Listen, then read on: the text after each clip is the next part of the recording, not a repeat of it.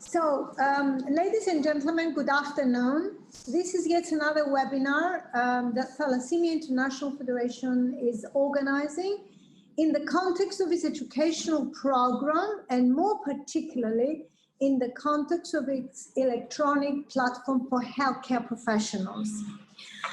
I have the pleasure and great honor to welcome Professor Constantina Politis from Greece, a great friend first and above all, and an invaluable collaborator throughout the years since the establishment of Thalassemia International Federation, an expert in blood and blood transfusion at the national and international level, and an author of many books and published reports. Thank you very much, dear Constantina Politis, for being with us, for being always in the panel of advisors of Thalassemia International Federation, and we'll be very interested to hear you out what has been happening, what is happening at present, and what can we expect in the future with regards to safeguarding the safety of blood.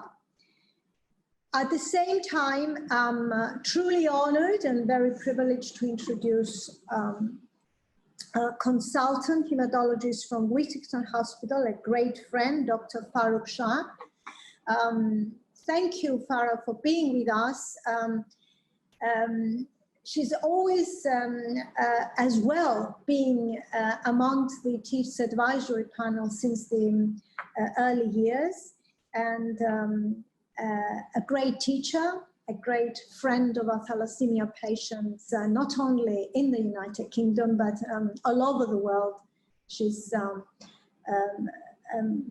She's been with us in delegation visits across the world. And thank each and every one of the healthcare professionals that have registered to follow this webinar, which will be videoed and will be uploaded immediately after, with the consensus and permission of our two speakers, on our website and on the healthcare professionals platform.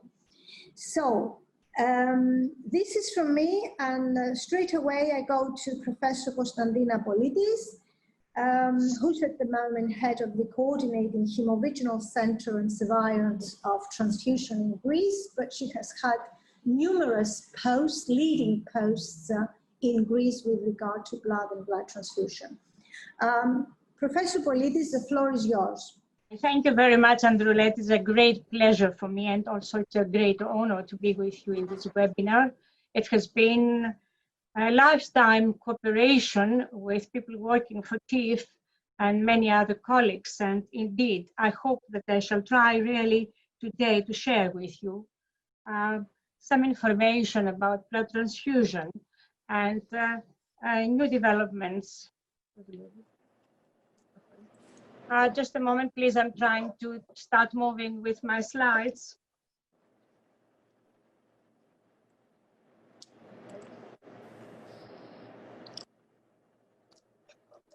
I beg your pardon. So now I will start really with something that everybody knows, that the targets of blood transfusion are safety, quality, and adequacy. In this presentation, I shall try to provide a brief general information about the thalassemias, as well as for safeguarding blood safety in a global perspective. And in the end, I shall try to give you some of our Greek experience in ensuring safety and availability of blood for thalassemia patients. So, the thalassemias constitute a group of hereditary anemias characterized by a deficiency that affects the hemoglobin synthesis of one or more of its own globin subunits, that they are affecting the alpha and beta globin chain ratio imbalance. As regards the clinical spectrum, we have two big categories. thalassemia, transfusion dependent, and non-transfusion dependent thalassemia. Now, we know that the goals of transfusion therapy in this hemoglobinopathy which is the cornerstone of treatment, are use of donor red cell concentrates with an optimal recovery and half-life in the recipient, achievement of appropriate hemoglobin level in the patient, and last but not least, avoidance of adverse reactions as, for example, secondary iron overload, which can lead to organ damage and failure, especially in the heart, liver, and endocrine glands, as well as other complications, mainly alloimmunization and, again, last but not least, transfusion-transmitted infections. Now, a few words about the global data that WHO is providing us on thalassemias. 1.5% of the population, that makes 80 million, are carriers of beta thalassemia. 60,000 affected children are born annually, while 7% of the population, that makes 266 million people, are carriers of beta thalassemia, sickle cell disease, and hemoglobin E double heterozygote situation with beta thalassemia. TIFF is telling us that 600,000 patients with thalassemia syndromes are recorded to be under treatment. However, these are grossly undetermined data because few countries have national registries and they can provide epidemiological data. Now, what is the global perspective for blood safety? Safety and quality of blood components is a primary focus for everyone involved in transfusion medicine. And for this purpose, the WHO, the Council of Europe, and the European Union have issued recommendations, resolutions, directives, and technical guidelines to ensure safeguarding blood safety and quality. Voluntary, non-remunerated regular blood donation represents the cornerstone of blood safety, ensuring the lowest possible risk of transmitting infections, viral, bacterial, parasitic, and other, thus contributing to the protection of human health.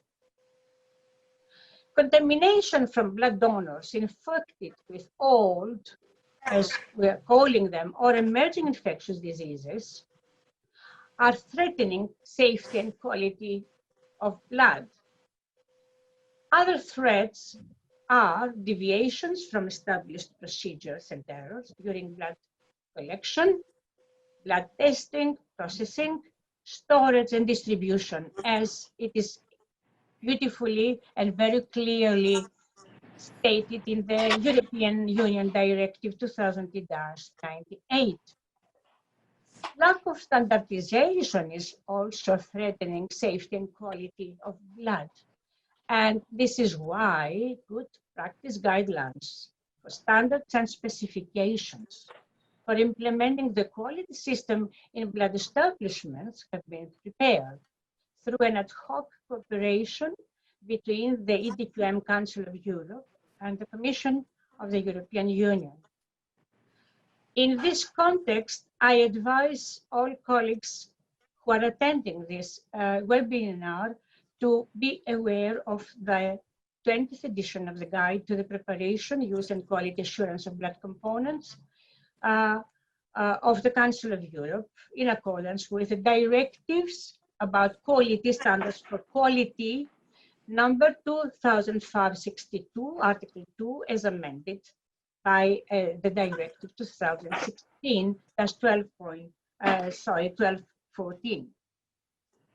Now, I would like just to give you just an indication of what I mean by standards for blood components. For example, I shall speak a little bit about processing. And what do I mean by processing? Preparation, that means, of the blood components. The premises must be clean and have hygienic conditions. The microbial contamination load on equipment, surfaces, and in the environment of the processing areas should be monitored. Procedures must detail specifications for all materials, additive solutions, bags, and equipment. Now, processes for a specific procedure, very important for the quality and the safety of blood transfusion, particularly for thalassemia patients, is leukocyte depletion. Leukocyte depletion must be validated. I mean, the process must be validated. And as regards the quality control, a validated method for leukocyte counting must be used. Bacterial safety of blood collection and processing procedures must be in place, while storage conditions must be controlled, monitored, and checked. In this context, appropriate alarms should be present and checked as well, while transport and distribution must be carried out under very well-defined conditions. All these are very important issues. A target point for safety and quality of blood is screening for infectious markers that can be transmitted by blood components.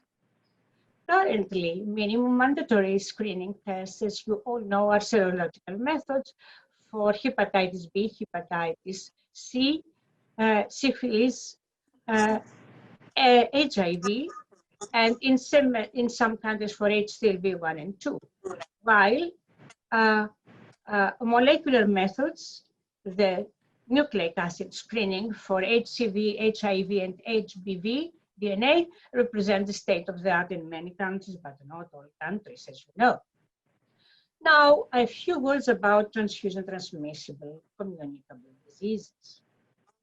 Strategies for suitable donor selection and screening of donor blood include permanent, that is rejection, or temporary, that is suspension, donor deferral, aiming to minimize transmission of infectious agents by transfusion in conditions favorable for communicable diseases outbreaks. Now, the risk of donor exposure to infectious agents and travel history are crucial topics of donor questionnaire and medical interview of donors, particularly for conditions where there is a possibility of asymptomatic infections or existence of a carrier state. Now, another very important issue, epidemiological surveillance of adverse events and adverse reactions in donors and recipients of blood. That is the hemovigilance chapter of safety and quality of blood. For close monitoring throughout the chain from vein to vein, as well as risk-benefit analysis, should be carried out to determine the appropriate measures to decrease the risk of emerging infectious diseases in countries without just history and when deferral policies may affect blood supply. Now, we have a real problem here with new and emerging infectious agents because basically of the spread of insect vectors through travel and trade, combined with climate change, that they are posing a significant challenge for public health and transfusion medicine in European and other countries. Here, I will just mention malaria, West Nile virus infection, dengue virus, babesiosis, Q fever, the chikungunya virus, Chagas disease are just examples of such infectious diseases. So, donor deferral may not be an option in the newly affected areas. Thus, donation testing is then the main tool to reduce the risk of transmission, but this is not always possible. While pathogen reduction for fresh frozen plasma and platelets may also be considered, but this is not yet the case for pathogen reduction in red cell concentrates, which is the main component used around the world for blood transfusion, and as we all know, also for thalassemia patients' treatment. Now, a few words about the blood-borne diseases, especially malaria. Malaria is one of the most severe public health problems worldwide.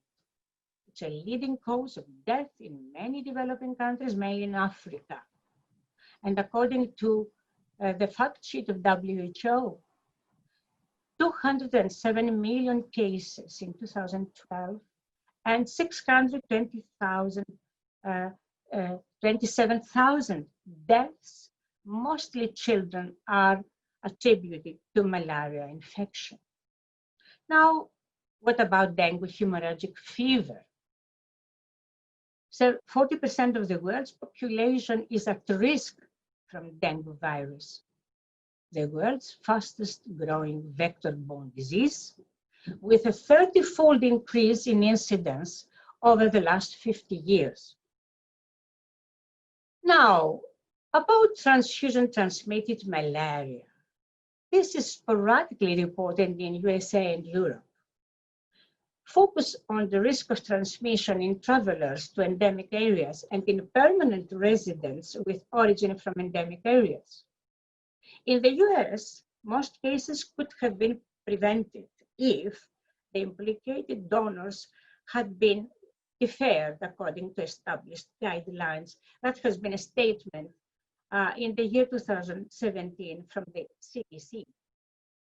In France, in the UK and other countries that are not affected by malaria, they have in recent years changed their travel-related blood donor selection policy because their epidemiological data told them to do so. In Greece, we had a malaria outbreak which started in 2009.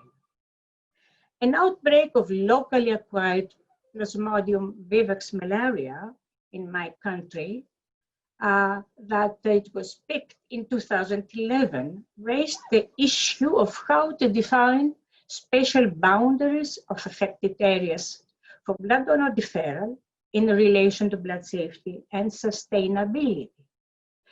But the fact that no laboratory test is sufficiently sensitive for reliable detection of low parasitemia in asymptomatic potential blood donors who may have been infected have also raised questions about blood screening strategies.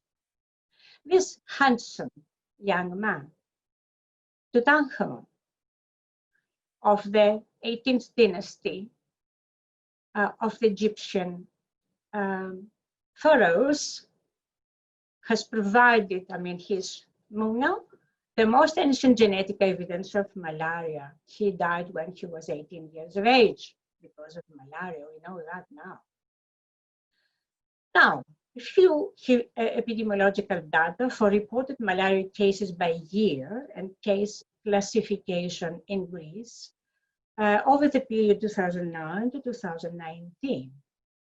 As you can see in this table, we have two main categories: the imported cases from immigrants and locally acquired cases. In the imported cases, we have diagnosed P. vivax, P. ovale, as well as falciparum, while in the Greek locally acquired cases, only Plasmodium vivax has been diagnosed.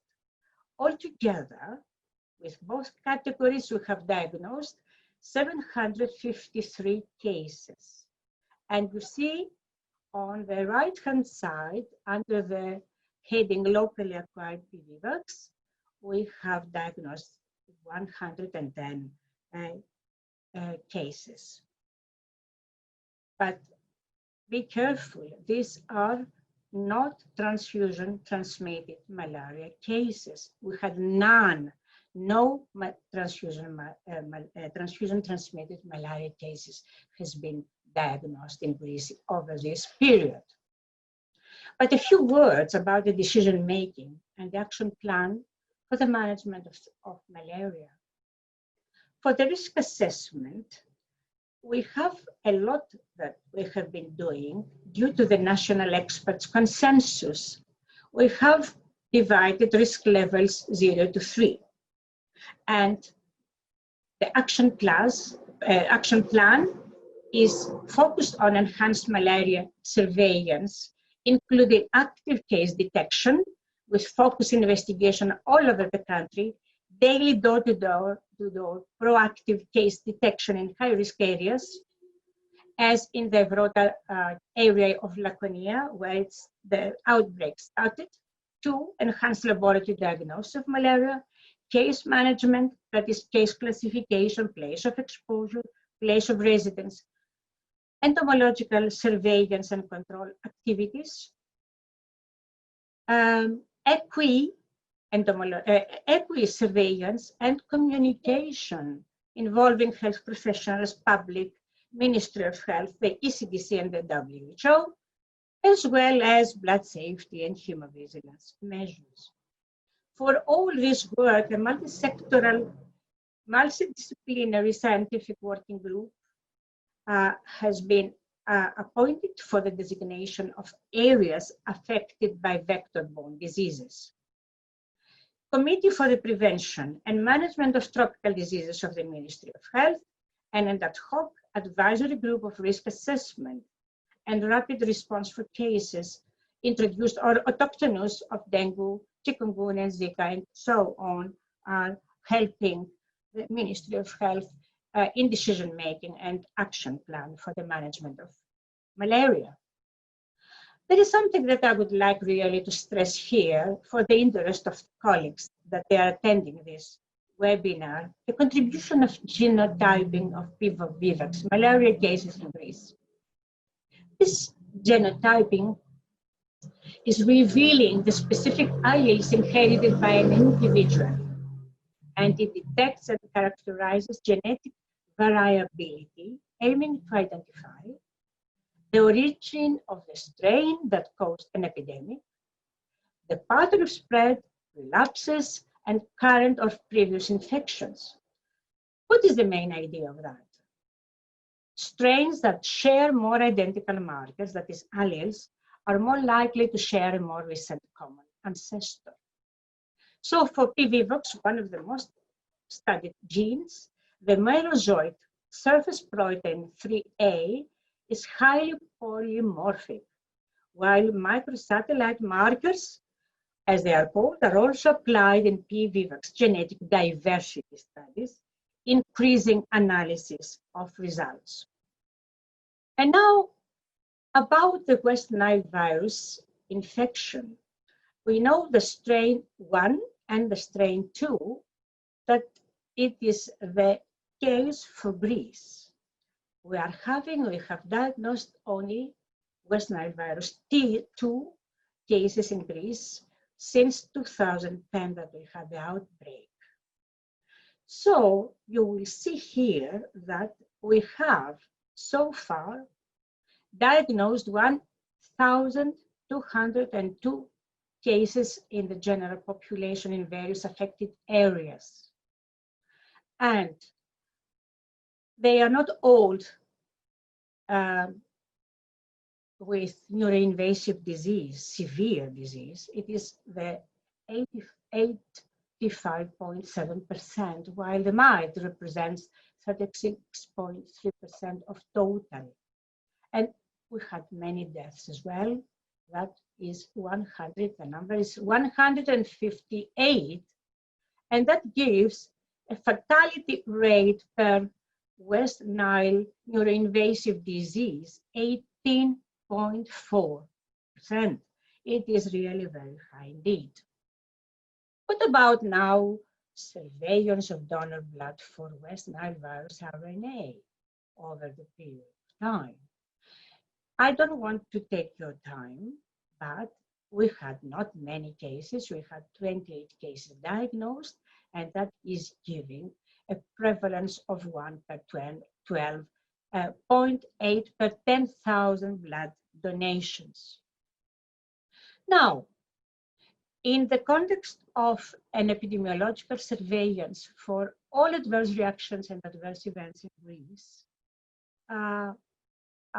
would like to show you in this transparency the hemovigilance data in the period 2010 up to 2017. I will just give you the rate of all adverse reactions, and here I would like to make a point. While the European Union directive is asking the member states to report the serious adverse reactions in Greece, the Hellenic Coordinating Hemovigilance Center has decided since a long time ago, because we have celebrated more than 25 years since the foundation of this center that is cooperating with our National Blood Center and is reporting to the Ministry of Health in Greece. And we are also providing data for European Union in the Council of Europe as well as in the WHO.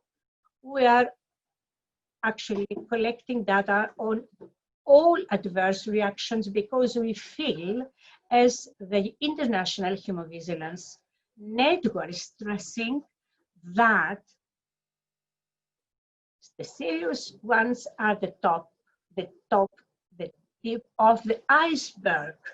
So here we have the transfusion-transmitted adverse reactions due to bacterial infections, as well as viral. Total 25, and that really is making a rate of 68% for the bacterial contribution and 32% for the contribution of the viral infections in this sort of transfusion-transmitted infections for all patients in need of transfusion.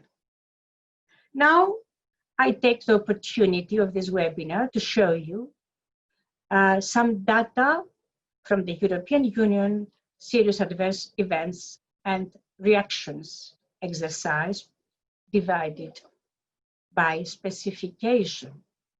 Here you can see that serious adverse events per specification are attributed mostly by human error. This is very, very important. By product, not that much. And then you can see in this pie chart, the distribution by equipment failure and other causes. And on the right-hand side, in the table, you can see the deviation by blood defect, equipment failure, human error, and other. So it is the human error that matters in this situation, and that is really a great lesson that we have learned. And I here would like to pay tribute to the contribution in the international hemovigilance of the SHOT, the British excellent system that we are all admiring and try to be equals with them. And we have now a few more things to tell you about the international situation that is not that great as it is in European countries. Because as you will see, WHO has really investigated in which countries at least 30% percent globally, they do have a national blood hemovigilance system. In Europe, 77% of the countries, not European Union. In European Union, there is a law, but all Europe. In Southeast Asia, 46% of the countries. In Eastern Mediterranean, 35%.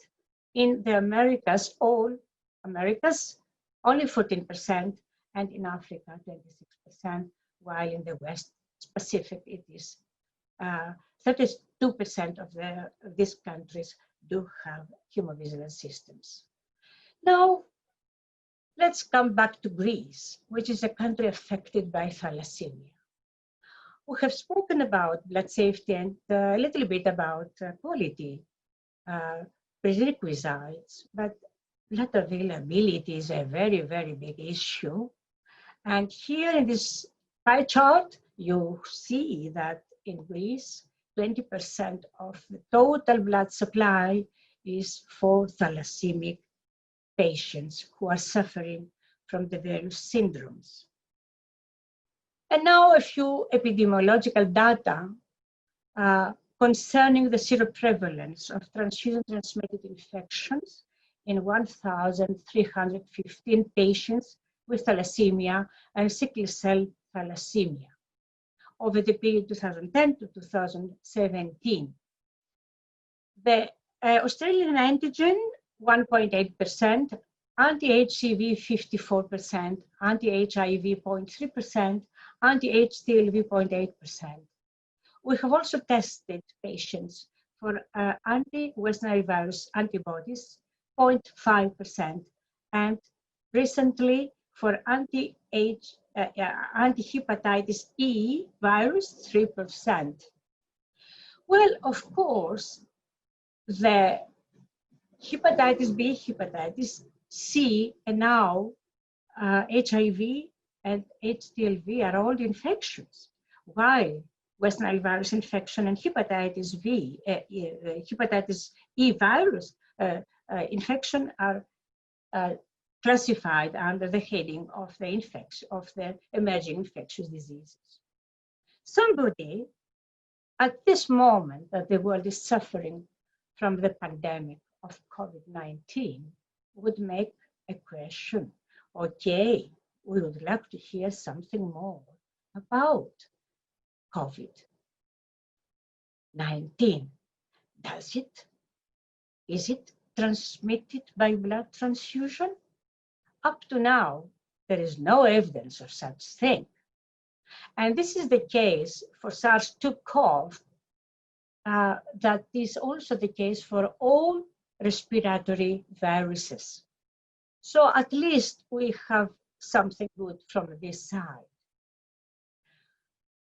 Only theoretical can be said that it is considered the transfusion-transmitted COVID-19. No evidence up to now. I'm saying that twice, 3 times. We had recently an investigation in 1,788 thalassemic patients for the prevalence of anti-SARS-2-CoV. And I'm very pleased to say that 0.33% of patients were positive for these antibodies, but no thalassemic patient has presented and reported with any symptomatic COVID-19. So this is good news, really, for thalassemia. As regards now the immunization, which has been an enemy, a threat for the safety and the quality of blood transfusion for thalassemia patients, thalassemia major, thalassemia intermediate, S-thal, and sickle cell disease. And here, in a study, we have published it. You can see the reference. Before the 2010, we had seen that 13% of the patients were presenting with alloantibodies. But after the 2010, that took some stringent measures for antigen matching strategies, the frequency of alloantibodies, of new alloantibodies, fell into 1.4% of tested patients. Now, I think it's time to talk about factors for transfusion transmitted in the recipient. Are they all recipients vulnerable for transfusion transmitted infections? Actually, it is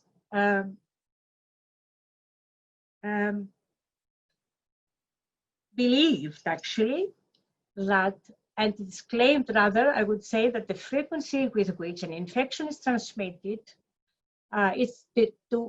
depends on the length of the asymptomatic blood-borne period, how often blood is donated during this period, and the immune status of the recipient population. So this is really very much interesting for thalassemia. It's an information that it is really interesting to be further discussed and investigated. Factors now relating to the infectious agent and to the genetic and immunologic makeup of the recipient will also determine the frequency and severity of the disease resulting from the infection. So in conclusion, risks and threats will always continue to exist. Scientists know that very well. But laboratory tests may fail to identify viruses during the window period or because of imperfect sensitivity. The clinical significance of newly identified infectious agents is not always completely clear, and donors are not screened for these agents. Newly emerging infectious agents such as coronaviruses, highly virulent influenza strains, prions, and others may constitute serious threats, at least theoretically. Absence of widely accepted or routinely used tests for bacterial, viral, and other pathogens, for example, Yersinia enterocolitica, hepatitis A, toxoplasmosis, malaria, and babesiosis. So I think before I thank you, I just would like to show you the poster and a leaflet, the picture of the leaflet in English as well as in Greek that we have distributed to our population in the context of the strategies in order to make people in this moment of the pandemic to come and donate blood so that we could have adequacy for the blood supply for all patients, all emergencies, as well as for thalassemia patients. Thank you very much for your attention, and I'm here to answer, if I may, any of your questions. Thank you very much. Thank you very much, Professor Politis. It has been a very comprehensive and informative description of what we mean by blood safety in the context of thalassemia. As we know, blood safety is the cornerstone of the management. And I think that with your permission, we can go straight to our second eminent speaker, Dr. Farrukh Shah, and then we can receive and answer some of the questions that we have already received. So Farrukh, the floor is yours, and thank you for your patience and your time. I'm going to basically cover transfusion and why we decide to transfuse individual patients, and then I'm going to talk a little bit about complicated transfusion patients. So first of all, the patients that we transfuse with thalassemia syndromes are basically the transfusion-dependent thalassemia. We intermittently transfuse patients with non-transfusion dependent thalassemia, and we also can transfuse some patients with alpha thalassemia syndrome. So hemoglobin Bart's alpha thalassemia 0 patients all need blood transfusion from fetal life for for survival. But the severe HBH patients, certainly in my experience, the ones which tend to run quite low hemoglobins often end up needing intermittent transfusions. And as they get older, certainly as they get into their 40s and 50s, some of those HBH patients actually end up needing regular blood transfusions. So what are the goals for transfusion? Well, the main goal is to really to control the severity of the anemia to prevent complications from happening.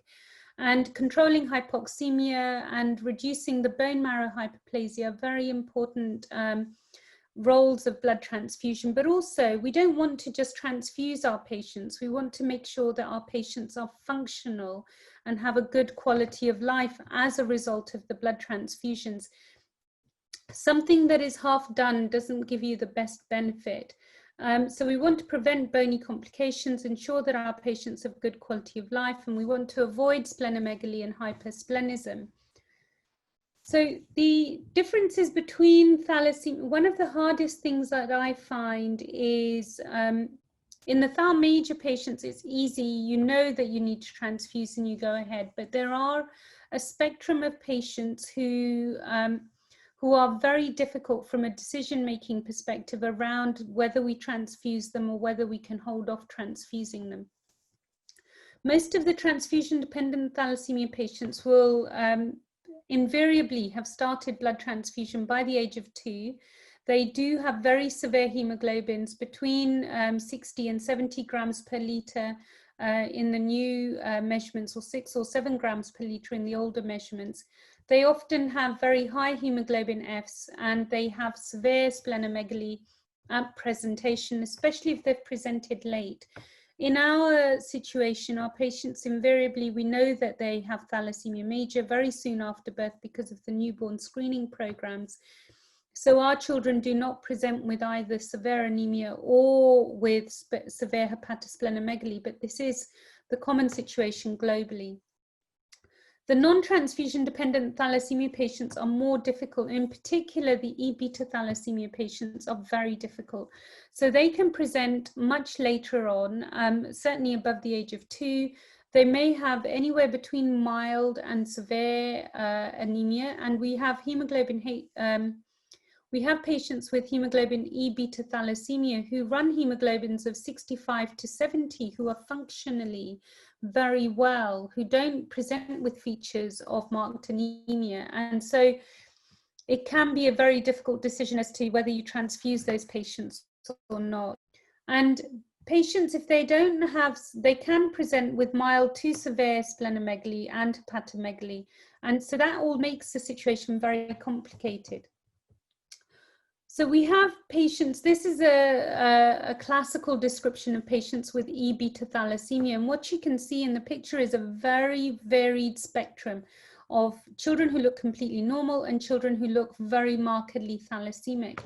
What we do know from more recent data that's been published is that the quality of life of people who live with very severe anemia, in particular E-beta thalassemia, with low hemoglobins, the quality of life is significantly worse than those patients who are not, who are on regular blood transfusions. So living with chronic anemia severely impacts on your overall quality of life. And what we know is that if you start some of these children off on regular blood transfusions, their growth and development is very good. And if you give them intermittent transfusions, their growth and development is often very poor, and they are severely impacted on by that anemia. Ali Tahir's group study on the optimal care cohort basically showed that blood transfusion gave health advantages to patients. So people who were being regularly transfused, as you can see from here, had a lower risk of developing extramedullary hematopoiesis, a lower risk of developing pulmonary hypertension or heart failure from the anemia. They were also significantly less thrombotic, and they were less likely to develop leg ulcers. Transfusion, however, does have its disadvantages, and one of the things that Ali Tahir's study identified was the fact that being on regular transfusions increased your incidence of developing hypogonadism and also bony problems such as osteoporosis. However, you are actually preventing a huge swathe of problems which are a real issue in people who are not on regular blood transfusions.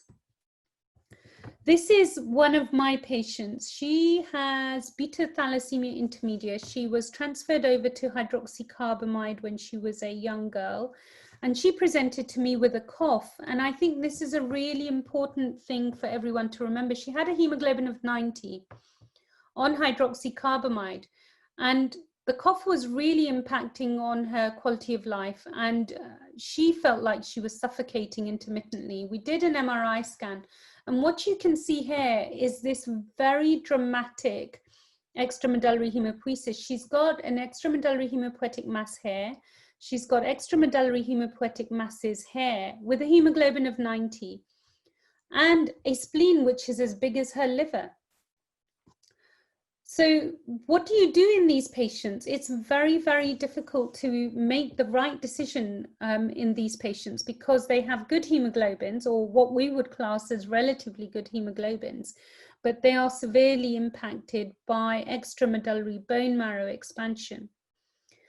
In the non-transfusion dependent thalassemias, the main indications for blood transfusions were to cover periods of intercurrent infection, pregnancy and surgery, and that was primarily driven around giving people a good hemoglobin so that they could handle the stress associated with that circumstance better. I think my own personal, I am a transfusionist. I prefer to transfuse my patients because I personally think that in the UK, the blood supply is very safe, and the quality of life and the health outcomes in the thalassemia major patients are much better than those in the thalassemia intermediate patients. And so why would I choose to let my thalassemia intermediate patients suffer? So there has been a shift in our thought processes around transfusion, and the old rule was that if at all possible, avoid blood transfusion. And I think that the new rule is actually very sensible, and basically we should, if we have safety of blood, we should aim to transfuse because we can chelate with oral iron chelators, and you therefore are reducing complications and improving your patient's quality of life. So when do we decide to transfuse? Well, when the hemoglobin is less than 70 grams per litre on 2 occasions, more than 2 weeks apart, is the TIF guidelines for recommendations for transfusion in thalassemia major patients. This doesn't really hold well with the thalassemia intermediate patients, but you can apply the other rules for transfusion, in particular poor growth, impairment of activity, the development of extramedullary hematopoiesis or facial changes as an indicator for initiating blood transfusions in patients with non-transfusion dependent thalassemia. I actually use these criteria in my thalassemia major patients as well, and I will institute blood transfusion earlier if I think that the situation is deteriorating, even with hemoglobins of maybe 80 or thereabouts in my patients.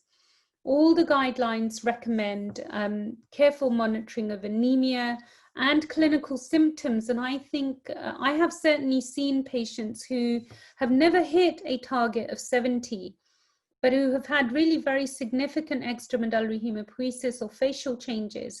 And I think that it's very important that as clinicians looking after thalassemia patients, we remember that the patient's health outcomes and facial appearance are actually hugely important. And you do not want your patient looking significantly different to other members of their family or from their peers, because that has a huge psychosocial impact on the long-term emotional well-being of your individual patient. So why is the decision to transfuse so complicated? And I think it's difficult because different doctors have different thresholds for starting blood transfusion. Different patients have different thresholds for wanting or even accepting blood transfusion. And because the availability, the cost and the safety of blood are not the same universally, there are countries where I would say do not transfuse because the blood supply is just not safe enough. Whereas in the UK, I could quite happily go ahead and just transfuse my patients without worrying about the safety of blood. And then you've got patients like this. This is a 54-year-old woman with compound heterozygosity of beta thalassemia. She's got a hemoglobin of 11. Reticulocyte count is 14%, and she has between 300 and 600 nucleated red cells per 100 white cells. So she clearly has very stressed erythropoiesis. However, the stressed erythropoiesis is actually giving her a reasonable hemoglobin, but her quality of life is terrible. She has constant fatigue. She has dental problems, which are really significant. She went through puberty naturally and then developed secondary amenorrhea at the age of 22. And she has a weight of 45 kilos despite multiple attempts to gain weight. So her energy requirement, her metabolic energy requirement is entirely being used in her manufacturing her blood supply. So she's not gaining weight, becoming more feminine in her appearance or anything like that, and is struggling to keep that hemoglobin at 11. She had a splenectomy as a child, and she has a history of pulmonary hypertension and a right atrial thrombus with a normal T2 star, normal LV function, and a liver iron of 11. But that hemoglobin of 11 stops people from thinking about, well, is she actually going to benefit from blood transfusion? And I think that this is a really, really difficult patient to make the right decision on. And I remember Beatrice Wonke telling me when I was working for her as a registrar that any decision you make for a thalassemia intermediate patient is a wrong decision. So whether you choose to transfuse or whether you choose to not transfuse, the decision is wrong in those individual patients. So alloimmunization, so we do have a real problem, as Dr. Dina mentioned, around alloimmunization, and the frequency of alloimmunization in the thalassemia setting is between 4 and 37%. The age at which the individual starts transfusion does impact on alloimmunization, and we certainly see that in the patients who started transfusions later, they have more problems with alloimmunization. And also, as Dr. Dina said, the extent of antigen matching is really important. So we have matched in the UK for CD and E as well as KEL for many, many years for our patients. And actually we have a relatively low alloimmunization rate. And this is despite the donor population and the recipient population being quite different. So we've got predominantly Asian and Cypriot thalassemia population, and our donor population is predominantly white Caucasian. So we match for CD, E, and KEL, and it is obviously globally dependent on resources and what is available. So when to transfuse, the rate of alloimmunization, if you transfuse before the age of 1, is 7.7, and if you do it above the age of 1, it goes up. And the later that you start transfusions, the higher the alloimmunization rate. In the thalassemia major patients, and partially in the intermediate patients, once you start transfusions as a preventative therapy, not as a ad hoc, I'm doing it now as an emergency because the patient's got severe anemia following an infection. But when you start it as a maintenance therapy, then you really do need to do it properly. There's no point in doing half measures. So in thalassemia, what we tend to do is we tend to transfuse between 2 and 5 weekly. We aim to have a pre-transfusion hemoglobin threshold of between 90 and 105, or between 9 and 10.5. Certainly in my practice at the Whittington, we tend to transfuse with a hemoglobin of 100 or around about 10. And I don't by and large like it when my patients go to a hemoglobin of 90 or certainly below 90. It's not a desirable goal, certainly in my center. And we aim for a post-transfusion hemoglobin of between 14 and 15 or 140 and 150. We don't monitor the post-transfusion hemoglobins in our patients. So why do I not like it when my patient's hemoglobins fall? This is a thalassemia major patient, and he has kidney stone problems. And we thought when he was complaining of loin to groin pain, it was kidney stones. He'd been very, very busy at work, and he'd let his hemoglobin go down to 80 pre-transfusion on a couple of occasions. So for about 3 months, he was running between 80 and 90 most of the time. And so what we have here is that his spine looks not too bad on that cut. And what you see here is this massive extramedullary hemopoietic mass, which had developed and was causing loin to groin pain in his case. And we had thought it was kidney stones. And the only thing I can say is thank God he went for an MRI scan. He ended up needing radiotherapy to the mass because it was extremely painful. And we also added in hydroxyurea to his transfusion strategy to try and keep that down. And he's now on high intensity transfusion. In fact, I don't let his hemoglobin go below 110 or 11 in the old currency.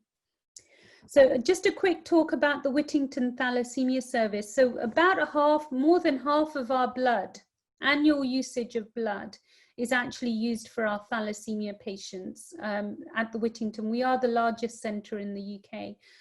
During 2017-18, when we did a service load audit, we actually transfused either regularly or intermittently 196 patients.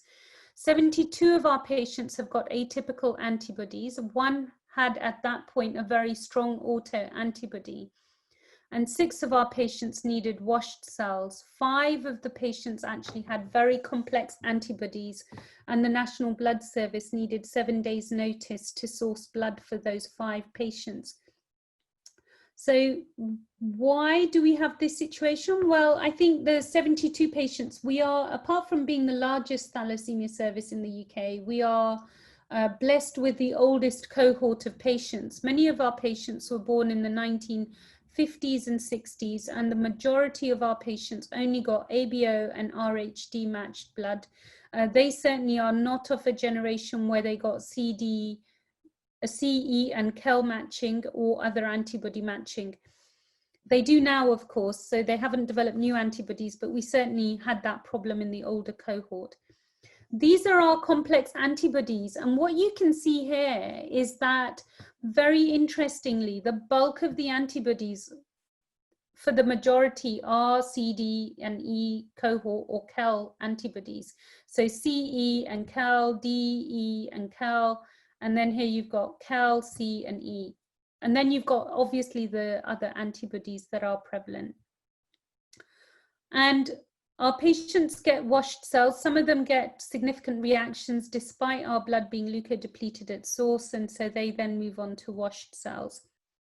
Do I still have a little bit of time to just talk through a quick case, or do you want me to finish here, Andrula?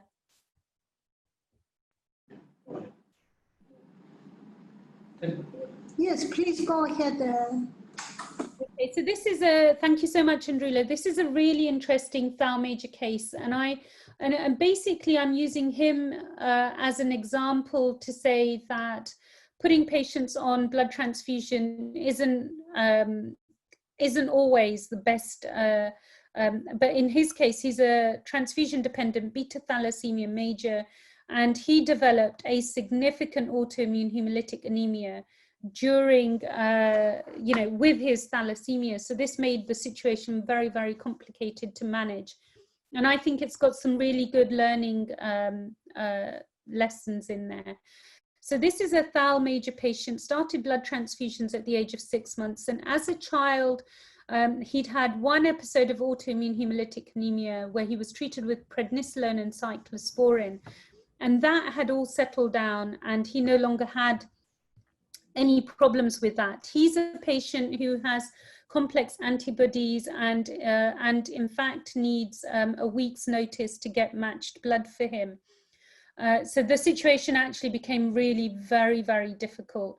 He's well, he works full time, he is an insulin dependent diabetic, and he normally gets 4 units of blood every 4 weeks. And he is known to have a panagglutinin with a positive DAT, which has been long standing.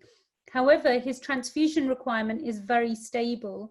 So we have not done any, or we had not done anything because of the panagglutinin, because the transfusion requirement was very stable.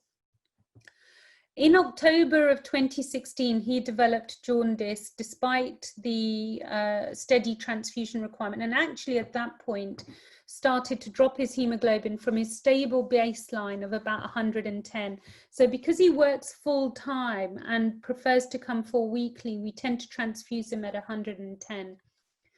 What we then noticed was that with the jaundice, his transfusion requirement was going higher, and we were struggling to maintain his hemoglobin, and the bilirubinemia was worsening. And a diagnosis at that point was made that he has autoimmune hemolytic anemia. So a recurrence. So this is what happened with his hemoglobin. So this is his previous hemoglobin, where he runs a steady hemoglobin of around about 110 most of the time.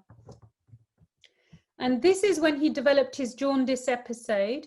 and his hemoglobin was just continuously dropping. And what you can see here is that he previously was running 120, and then around about July time, he'd started to drop his hemoglobin and was consistently dropping his hemoglobin down much faster than he would. And although we noticed the bilirubinemia in October, he actually had been dropping his hemoglobin, although it was, you know, it was still between 90 and 100 most of the time. It wasn't at a level where alarm bells would have triggered, but it was enough for him at that point for us to notice that there was a problem.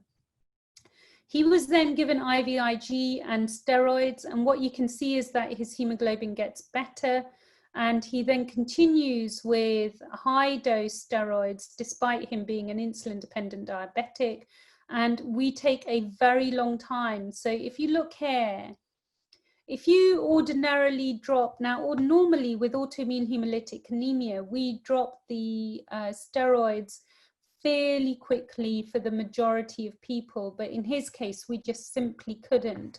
And so we continued, and this is March now, this is 6 months after diagnosis. He's continuing on high dose steroids with a very, very slow tailing off of his steroids and a slightly more rigorous management of his insulin dependent diabetes. And it took, in fact, we stopped the steroids in around about September time of 2017. But if you look at what happened with his transfusion requirement, in 2016, he went to 9 units, 2017, 101 units, and then he's back down in 2018 to his baseline doses. And in fact, he was incredibly borderline from our point of view for us switching him over to rituximab. And we were, you know, if we hadn't seen this pattern of consistently improving pre-transfusion hemoglobins, he was highly likely to have been given rituximab at that point. But we managed him on this occasion with just steroids. And this is not the first patient, this is the 3rd or 4th patient that I've seen who developed very severe hemolytic anemia with thalassemia major. And the answer is to really push hard with standard autoimmune hemolytic anemia therapy, but to be very, very careful around steroid reduction. Otherwise, you'll end up with a relapse. Farrukh Shah, thank you very much indeed for a very comprehensive description of the needs of blood transfusion in some of the complicated cases or the ones that bring about challenges to the transfusionist. I'm sure you come up very often with such challenges. Can we see some of the questions, Roy?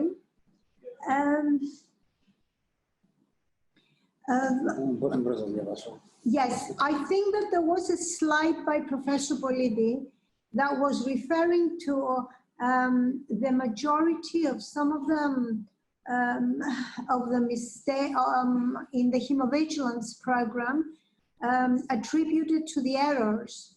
And somebody is asking to the human error, and a doctor is asking, can you be more precisely in what kind of errors you are referring to?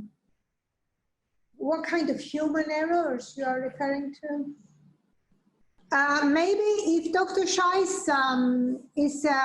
can hear us and we can hear you, Farah. I think it's in the short reports that some of the mistakes are human errors. Can you let us know what kind of errors? Yeah, so I'm very happy to talk about that. The short report's been running in the UK for a very long time. Yeah. Human errors can be things like taking blood from the wrong patient, pre-labeling tubes happens frequently. So if you pre-labeled a tube and then taken a patient's blood sample, but it's a different patient, then the laboratory has problems. And that can actually result in the wrong blood being matched for patients. And it's a very common error that can happen. You can get laboratory errors because of equipment, because of samples being loaded incorrectly, portering errors where porters can collect the wrong blood for the patient. I mean, one of our patients, not a thalassemia patient, but one of our patients actually died from a porter collecting a wrong unit of blood the anaesthetist putting up the unit of blood very quickly without having time to check that the unit of blood belonged to the patient, just assuming that the blood that had been bought was for the right patient. And the patient started to bleed during surgery. This happened many, many years ago, but human errors are very, very common and easy mistakes to make. The whole process from the sampling of blood all the way down to administration is prone to human error. That's why we have to have very strict monitoring and sort of standards and procedures, but okay, it does happen. So human error, Dr. Farrukh Shah referred to the identity matching mostly with reference to human error. And there is another doctor asking Dr. Shah whether in the last case that you were describing about the thalassemia major difficult case, did you use or did you think of using irradiated blood unit? It wouldn't have made any difference. I mean, there's no evidence at all that irradiation of blood is going to reduce autoimmune hemolytic anemia at all. Mm-hmm. So the answer is no, we didn't. Clearly, if he'd ended up needing more intensive treatment, then we may have needed to think about irradiation. But generally, by and large, we don't use irradiated blood for autoimmune hemolysis. Dr. Shah, during the COVID pandemic, we have heard from our patients that we were in constant communication that there was no real challenge in the blood adequacy. Yeah. How is this achieved? I mean, we went through the protocols of your transfusion system, and we know that you have some policies of reserve, red blood cell reserve, 6-day reserves, and other such policies. So that was, in your opinion, managed very well during the pandemic?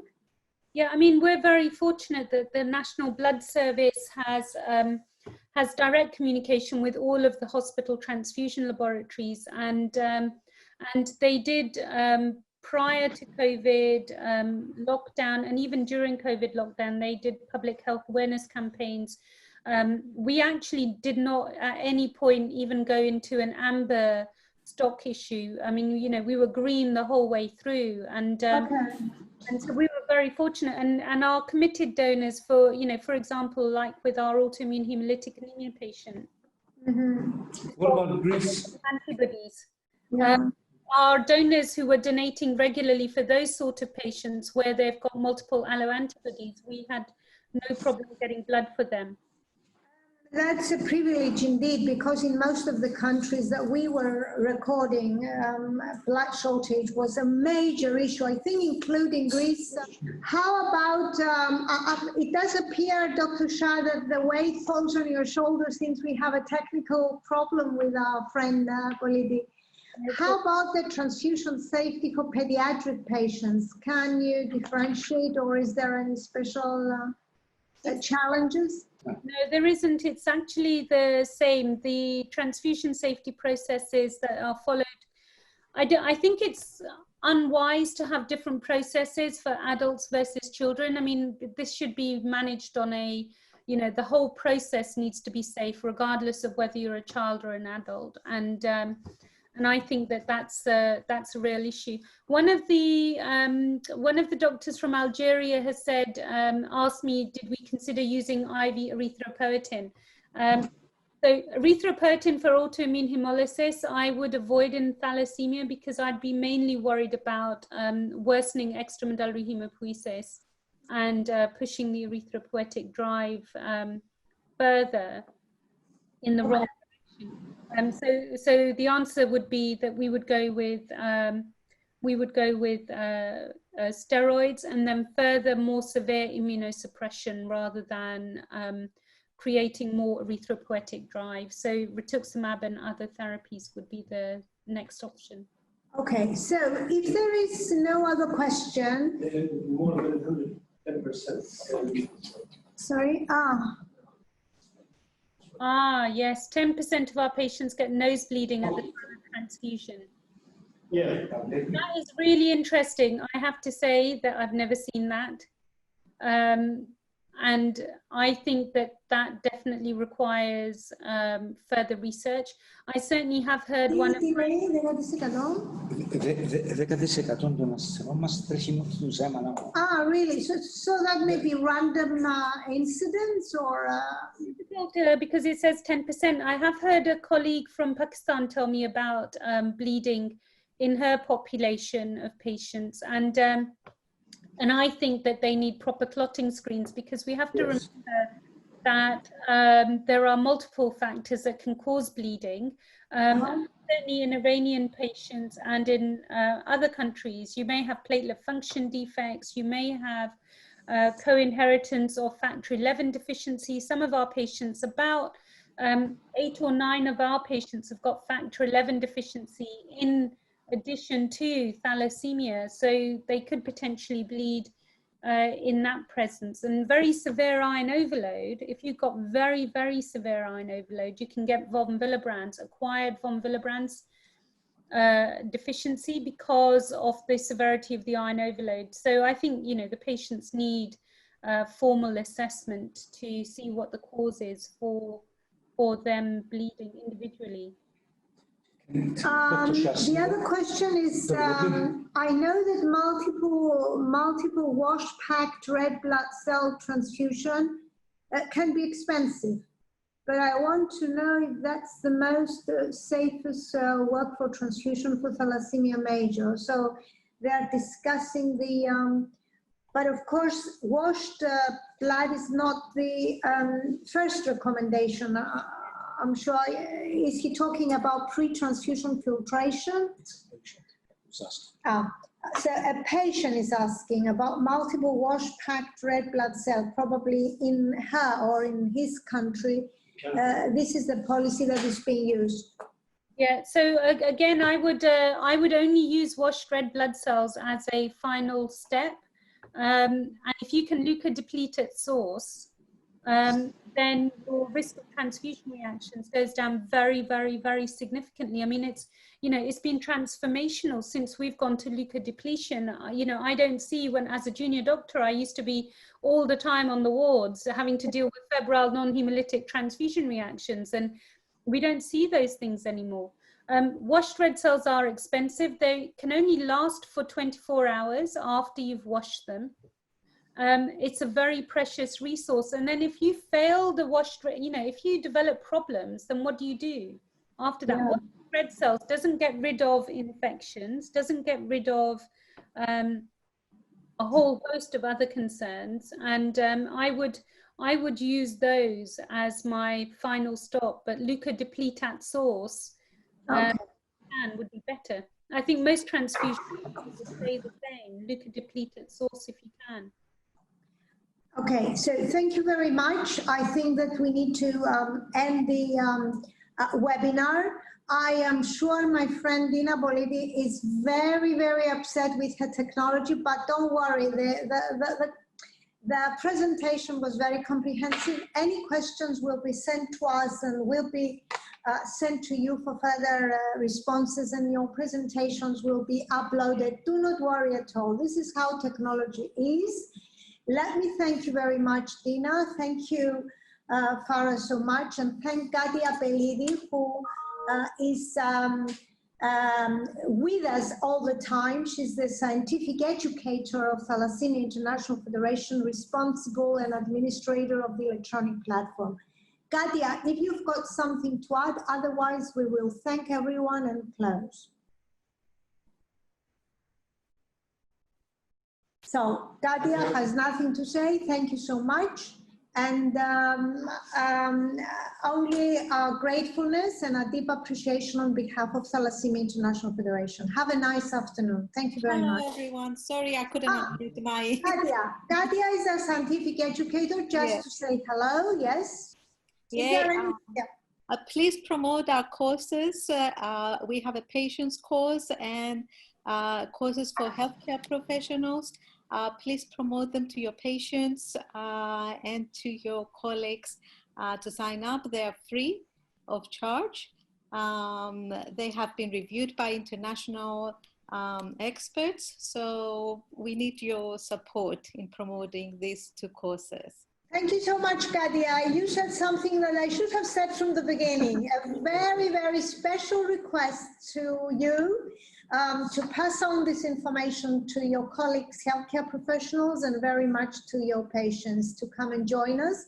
And please, any comments or recommendations or suggestions are more than welcome to go on improving our platform. Thank you. Thank you, Kadia. Thank you.